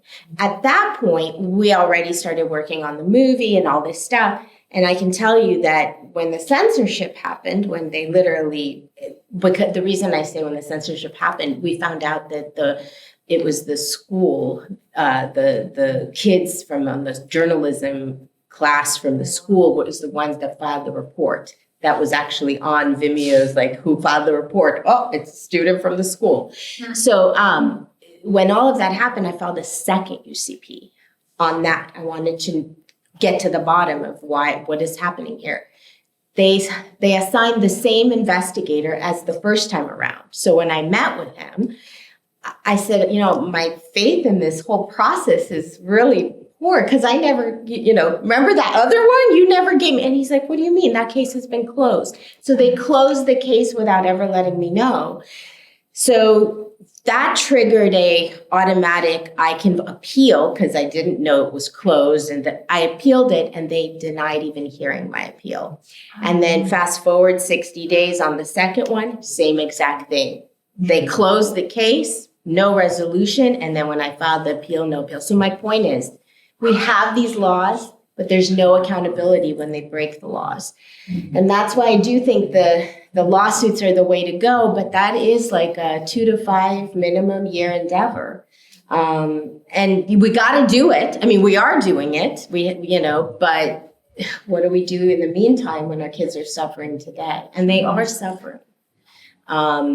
We've already had multiple swastikas this year. And again, even after this movie, they're being discounted as, but it's anime or Buddhist or something else, but, not the Nazi symbol of hate that we all know it is. So, yeah. The way I view this is what happened with social promotion. Social promotion started a number of years ago, and now it's worked its way up to medical schools and the AMA. Yep. So they have to find an excuse for the failure of these students, and the failure lies with the public schools, but also lies with the breakdown of the family, thanks to the Great Society, which has now, blacks are 73% nationally of illegitimate births, and it's 90% in many big cities. So rather than dealing with the root problems, they're trying to excuse it by all this nonsense and blaming it on all white people, generalizing about all white people, rather than dealing with the problem. And one of the things I did in Armin's book is that they fail to teach kids how to read and understand. So reading is not only phonics, it's teaching them core knowledge so they know what they're reading about. And that's what E.D. Hirsch started with cultural literacy, and that's why I think that's the missing link in what is being taught. And you have to, if I were a superintendent, I'd identify kids at pre-K age, make sure the parents have what your pre-K students should know, and make sure students have that to read in the summertime, and the teachers go over that same material. So after 6 grades, they're doing fantastically. And we know that that's happening because in the Bronx and in Harlem, where they have these charter schools, if you want to watch a documentary on YouTube, put in John Stossel and Harlem schools, charter schools, where they have to get in by lottery. And they limit the number of schools, charter schools, because the teachers union is forcing that on the city. But he goes into the classroom and asks these all Hispanic and black kids from low-income families. And he says, isn't school boring? And they say, no, we love school. And you have all these black kids and they just are enthusiastic. And their scores, what's interesting, because Thomas Sowell did this book about charter schools and their enemies, their scores are like 30 points higher than the public students who are in the same building on the other side. So the model's there, but they don't want to follow it because the teachers' unions are part of the problem too. That's right. You remind me of a point. It is not also, a lot of people will say, well, it's due to funding. The socioeconomically disadvantaged schools are due to funding. I don't know if you saw the note, Cesar Chavez, which is the one that had the low, they actually spend more money and have more millions of dollars in the foundation than our, rich side of the schools. And remember I said when all of this started and I was like, what is going on? Few months after that, the pandemic started, we had George Floyd. And George Floyd hit me viscerally, right? As a granddaughter of Holocaust survivors, I was like ready to go march BLM, right? I actually joined my shul's social justice committee. And then I started listening to what was being preached there. And it was this oppressor oppressed stuff from our, clergy at that point. And I'm like, no, something's really wrong here. So I spent 2 years volunteering in the East Menlo Park Elementary School. So that Ravenswood School District, Cesar Chavez, that was the middle school. I went to the elementary school because here we have the parents and everyone, the teachers and the administrators telling me the reason they're getting rid of honors classes at high school is because of this equity issue. And I'm like, well, that doesn't make sense. Let me go and see what the problem is. And what I saw is they're trying to recreate in our high schools the things that are already broken in our elementary schools. So what I saw was there's some incredibly bright kids in that elementary school that all you need is a little bit of attention and motivation and they will thrive. But they never get the chance because 90% of the time the teacher is dealing with 4 or 5 kids with, some behavioral issues. And that is where the majority of the time is spent. And so, that needs to be addressed. That means, giving each individual kid what it needs. So that doesn't mean, all the bright kids get to be ignored because we need to deal with the behavioral issues. No, that's what I don't like these words, detracking, tracking. It's, mainstreaming. You got to meet each kid where they are and lift them up instead of what is actually being done, which is lowering the standards everywhere. And that's and the saddest part that I'm hearing about right now, literally on the way over as we were driving, the La Entrada School District, they are trying to implement this. That was the good school district, feeder schools. They're trying to implement very similar lowering down standards there. Instead of lifting up Cesar Chavez, they're just bringing this down. So that, so nothing so far as I know, nothing has changed. But we're going to keep at it, And just to make a quick comment, there has continued to be a migration of kids into homeschool. Yes. There's definitely an uptick in our area as well. But it's tough. It's tough because where we live in our area, most households, both parents work. It just, but I think that that needs to change, So yes.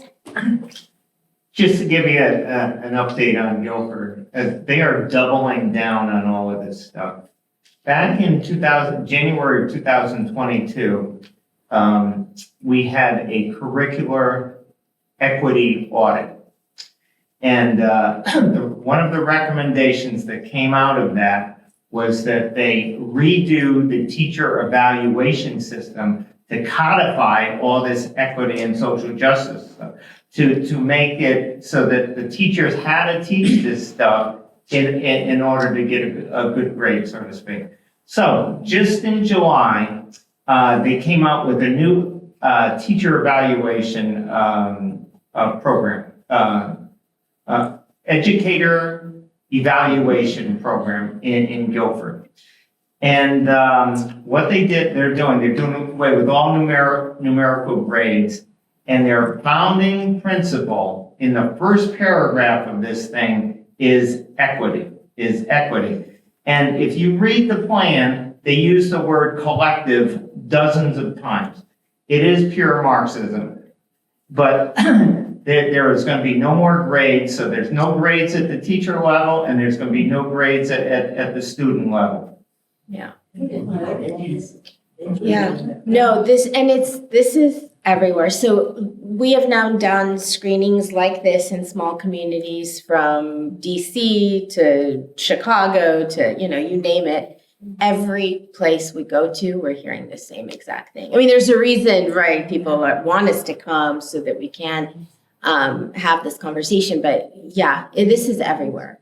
So, and I agree. So one of the things when we were in Capitol Hill, one of the things we were talking about is actually defunding the ed schools that are promoting this, because that we cannot, I thought maybe we can defund the high schools that are promoting this, but there's a federal and, state kind of that wouldn't work. But the ed schools, because they do get a lot of funding, that would be something to, write to your representatives. And if you have Democratic representatives that would want to join the Merit Caucus, that would be because I do think that from a federal level, the Merit Caucus is going to be the entity that starts addressing what is happening here. Yeah. Just what Dave pointed out at the end, our proposed statute includes these words, which we want to see enacted in Connecticut. Performance evaluations and decisions to hire, terminate, promote, or demote shall not be based in any part on the teachers or staff members' support or opposition to the concepts listed above, it's all the DEI concepts. Nor shall such evaluations or decisions be based in any part on the person's activities or abilities to promote social justice or diversity, equity, and inclusion. Got to have that in there. Yeah. Hi, well, first of all, I don't know if anyone knows, back in July, Emperor Ned Lamont issued an executive order creating the Office of Equity and Opportunity, along with that hiring the DEI officer. So this is a new state agency. And it's going to mandate that all 50,000 state employees have DEI training. This is now going to be locked into our state budget. How many employees? What's the cost of this going to be? We don't know. It's going to be able to handle this.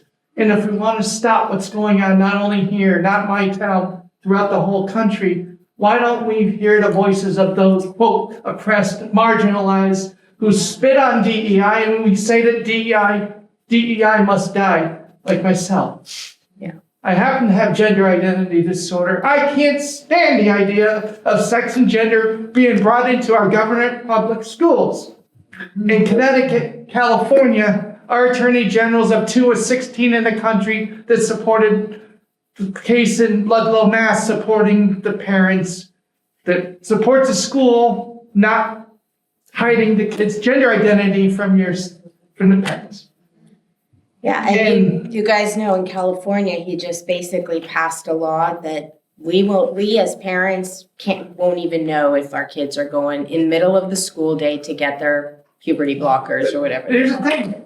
It gets worse in Connecticut. We have a state statute that allows mental health professionals to treat kids without parental knowledge and consent. Same. That's the avenue to see the endocrinologist.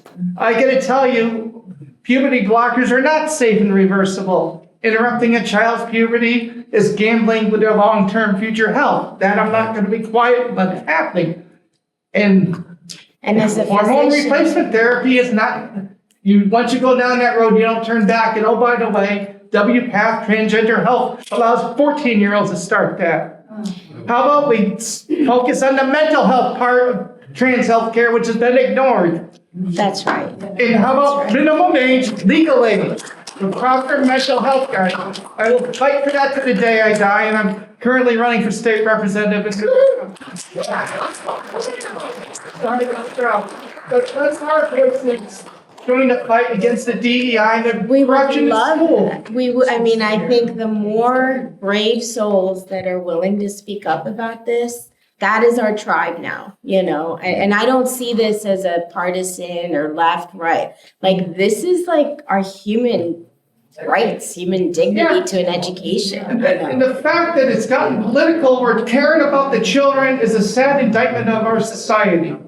We don't need to be divided red, white, and blue to protect our kids. We need to be united red, white, and blue to protect our children.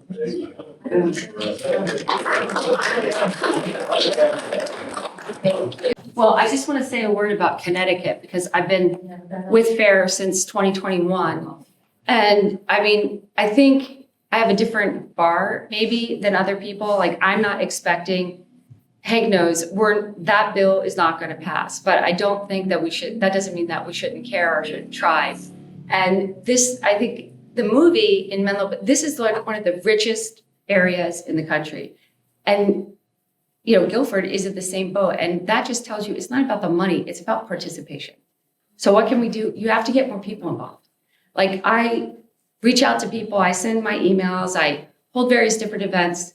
And we've done a great job here tonight, by the way. Thank you very much on your Friday night coming out and sharing this time so you can see the film. But if you can, especially, I'm totally addressing this young couple that has come, because look around. It's like they've already done the work. I feel so guilty. And this happens all the time. Like, everywhere I go in the North, I'll have a meeting and the generations look exactly like this. Like, one or two, thank you so much for coming. Like, young people that take their time out, and then the rest are witnessing the massacre of their grandchildren. It's just such a terrible way poor Armand is spending his retirement just in the books, just can't let go. So, I mean, I think the answer is get your children involved, get your grandchildren involved, get your great-grandchildren involved.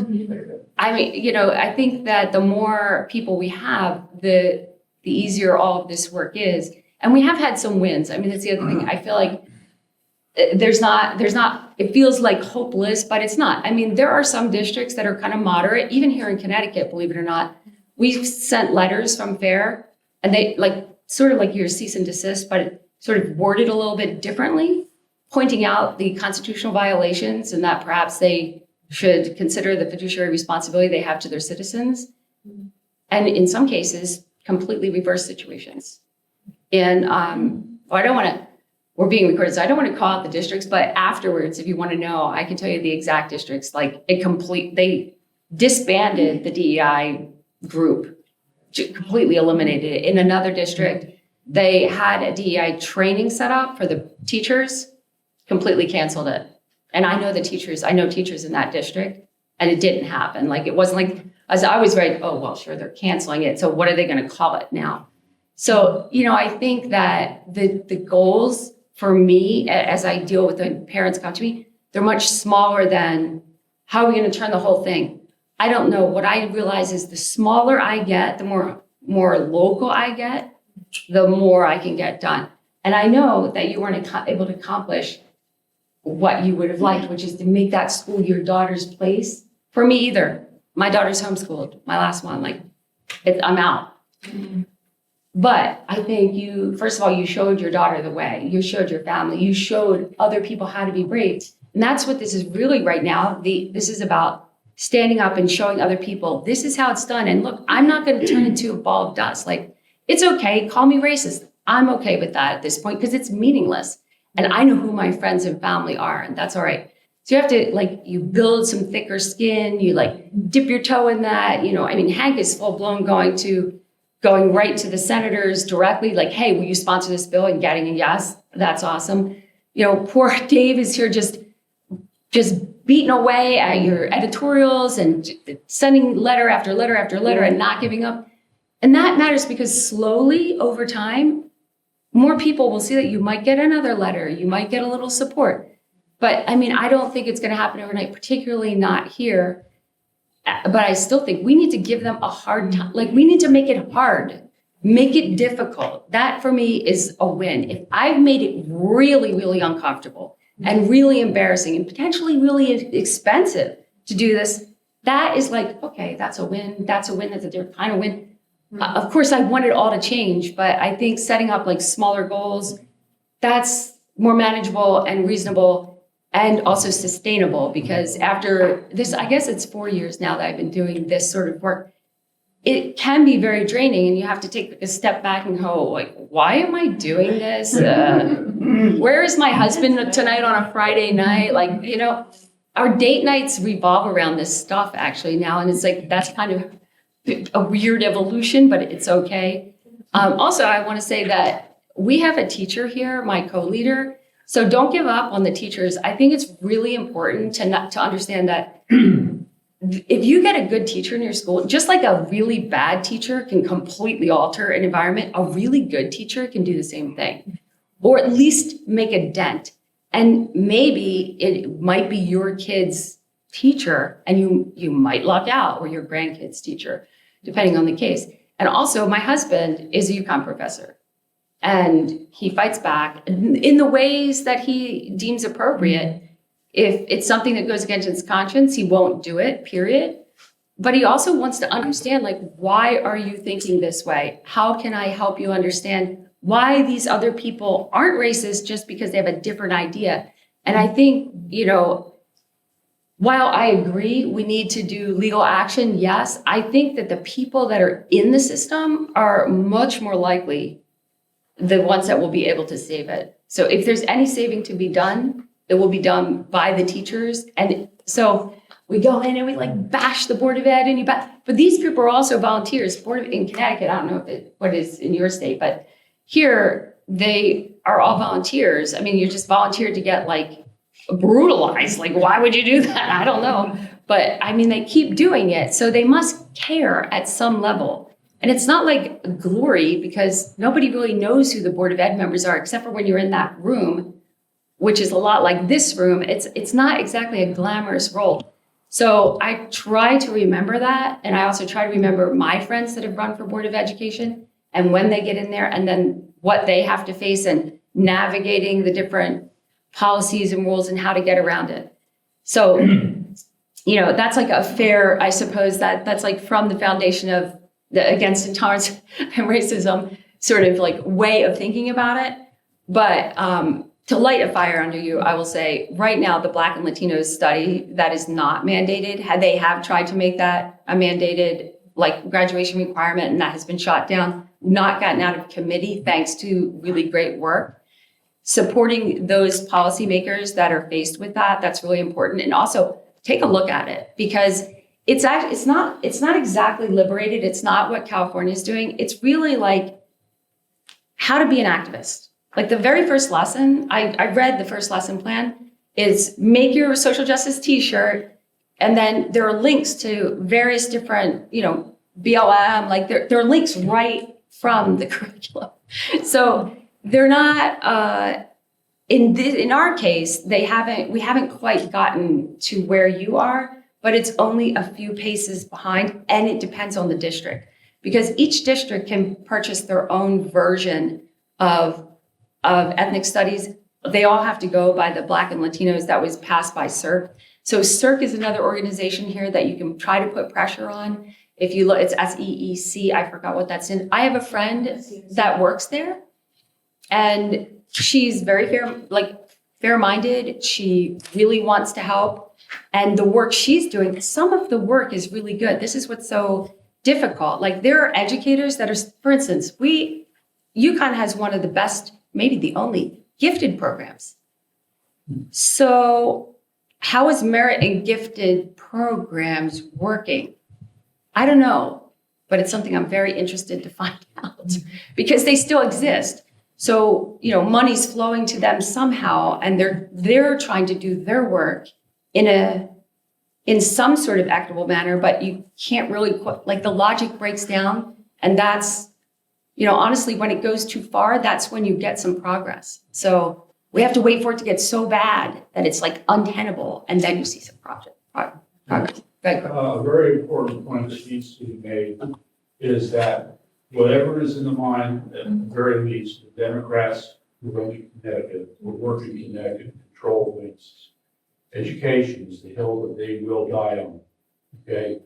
The degree to which they are committed to maintaining control over education is far greater, far deeper, and I'll even say far more passionate than we realize. And the way I support my assertion here is very simple. Anybody who's been a member of a Republican town committee for any period of time has seen this over and over again. July, it's time to choose our Board of the Education candidate. Who walks in the door? A Democrat who says, oh, I realize the error of my ways. I'm really a Republican at heart, okay? And the fools that run these RPCs, well, we're glad to see you. Come on in, okay? And so they put this person up, they get on the board, and all of a sudden they're caucusing with the Democrats. Over and over and over again. That's just what happened. I don't know that history. That's not my wheelhouse, but thank you for sharing it. It's something to consider. Now, I wonder if you just like your experience with the teachers that you dealt with in these various towns, because of the dynamic. I mean, how much opposition is there to the DEI and all that? And Thank you so much for coming, you guys. And how much are they just in a position of being forced or they're cowed by the superintendent? That tension. I mean, it's very dependent on the district, but I think there are good teachers in every district just quietly doing their work and just not allowing this to affect them as best they can. But so I was, it's my 25th year teaching fourth grade, Bristol. I was the president of the Bristol Federation of Teachers for 9 years, and I was secretary treasurer of AFT Connecticut for 4 years, just ended a year ago. So I've been in there, you know? And I, you know, as I took over at the local level, it was just focus on what's going on in my district. We got problems, I want to try to solve those. But what other forum do you have to be a voice for a teacher, right? That's pretty much it. You know, it started off as a building steward, when took on more responsibility because I didn't mind speaking my mind and I didn't mind confronting superintendents and stuff with issues. I would say that you'd be surprised how much none of this is ever talked about, really. Almost never among, even at the state level, very, very little. The people who are talking about are very loud. And nobody wants to be called a racist. And nobody wants to be the jerk that makes the meeting last another 45 minutes to talk about this stuff, especially when it was back on Zoom and everything. People are very quiet. I could have these personal conversations with people like, you know, like this stuff. And they go, yeah, this is just, you know, they would know it was nonsense, but they don't want to say it out loud. It's better to them. It's safer for them to just go along, to not raise a question for that one person who was very vocal that this needs to be done. And they always put it in some sort of moral terms, you know, that this needs to be done because, you know, they feel like they're representing these downtrodden students who, but are they really thinking about their best interest? I think they're trying to make it the retirement. Yeah. I totally agree. Like you were talking about the schools and stuff. Again, I graduated 25 years ago, but since that time, it's totally, you can't find a superintendent who isn't marinating in this stuff all the time. Where are you going to hire them from? I don't know where they'd come from. And I think one of the things about the curriculum is Armand to say, like, the curriculum has to be approved by the Board of Education. The way they circumnavigate that is they give all this material to the teachers. Like in my district, it's very prescribed. I don't get to decide what the ELA lesson is going to look like. It's given to me. The slides are given to me. The material's given to me. And it's expected, like, they're going to come in my room. They will see me doing it. They'll walk into the other fourth grade teachers' room, the other fourth grade teachers, and then come back, and I should be right where that, you know, the other one was left off. The whole, you know, 1 hour, it's like you are on track, minute to minute, and you're going to come back. So I think that's how they kind of get around that. And again, most people just want to get through their day. They enjoy being with the kids. Major discipline issues. You're right. The lower it is, the more discipline problems there are because kids are just coming out of chaotic environments at home. You know, and every teacher hears those. Go ahead. This is where I do think professional development in classroom management comes in. So as a neurologist, and volunteering in that classroom and seeing the chaos, I actually asked the teacher if I could do a lesson. And we did a nervous system regulation lesson, you know, explaining to the kids what it means when they're triggered and when they flip their lid and they lose their temper. And first of all, normalizing it for them that it's okay. We all have rough days. Let's take a breather. Let's not disrupt everyone else, you know. And there was progress. Now, of course, it has to be reinforced. You know, I gave some tricks like start the day with a breathing practice, with a stretch, with a, you know, and then ground. But that's not what the teachers are being trained in. They're not trained in classroom management. They're not trained in anything that's actually relevant to improving the teaching. They're trained in oppressed or oppressed. They're trained in 55 pronouns. They're trained in things that actually are disruptive to the classroom. So that's, you know, I think that a lot of this is fixable. This is not rocket science. Let's get back to the basics. Phonics, right? Our schools are still doubling down on this Lucy Hawkins failed. And what they're trying to do is now bring... Yeah, they're still doing it. And what they're trying to do is now the California math framework is math is racist. So they're doubling down now in math. So yeah, we're still, as much as like I wanted to believe this movie was gonna, it's a long road. But you know what? This started in the 60s for the other side, right? So they literally have 60 years ahead of us. And now we're catching up. We're starting. I think it's not going to take us 60 years, but it's going to take more of us. Like the best thing you guys can do really is send the link, the movie, Eli, bless his heart, made it free to everyone. So anybody can watch this movie on Google, just Killing America, Eli Steele. Send it to 5 friends. So, you know, that is how we get the word out. Sorry, I didn't interrupt.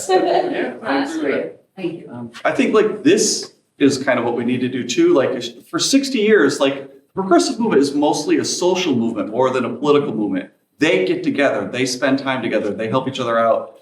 We need to do the same thing. And I think in a few years we could catch up to that. Yeah. We shall overcome. Yeah. Yes. Well, thank you everyone for coming.